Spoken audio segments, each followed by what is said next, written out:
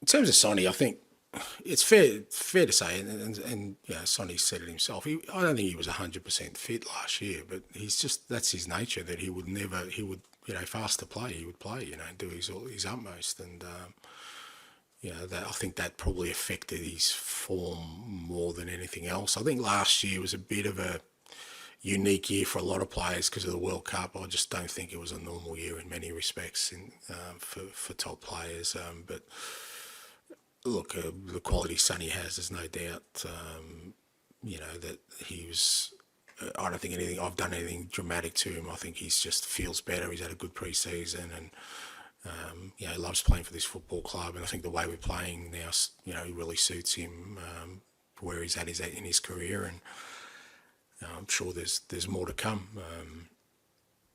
Look, obviously it was probably the priority position when I came in because, at the time it looked like Hugo was moving on, but there was a need for a new starting goalkeeper. And, it's one of those things where you kind of get presented with some options. And I just really liked Vic from the start in terms of the characteristics he has, as a goalkeeper, in terms of his general goalkeeping ability, his agility, his demeanour and his character around the game.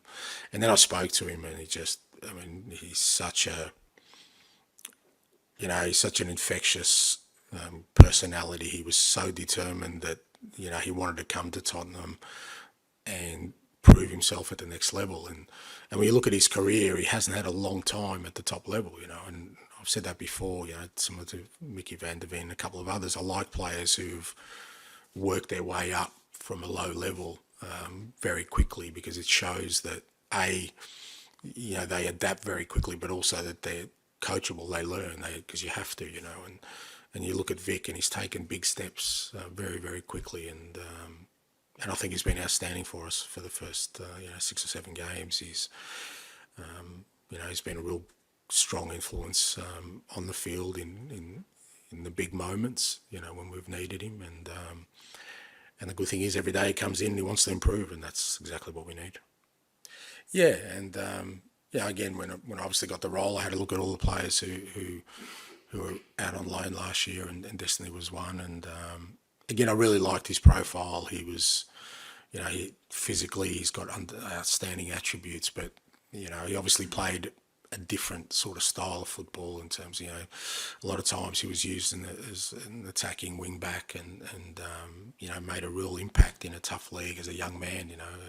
The Serie A is a tough league, and he just handled himself really well. And again, it was one of those where when we got him in, I could see that he just wants to improve every day, and he's got outstanding attributes. And like I said, for a 20-year-old, he's already had some really big challenges defensively, and he's handled himself so well. And when he has the ball and he runs forward, he looks exciting. So really pleased to have him in the group.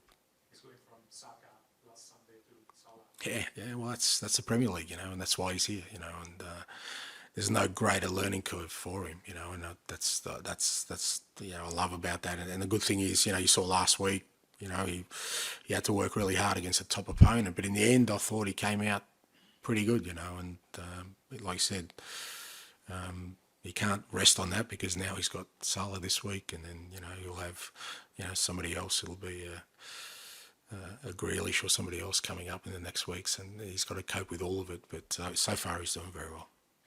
Oh, mate, I was mad about Kenny Dalglish. Everything was about Dalglish for me. So whether that was Celtic or Liverpool, I was a mad Kenny fan, mate.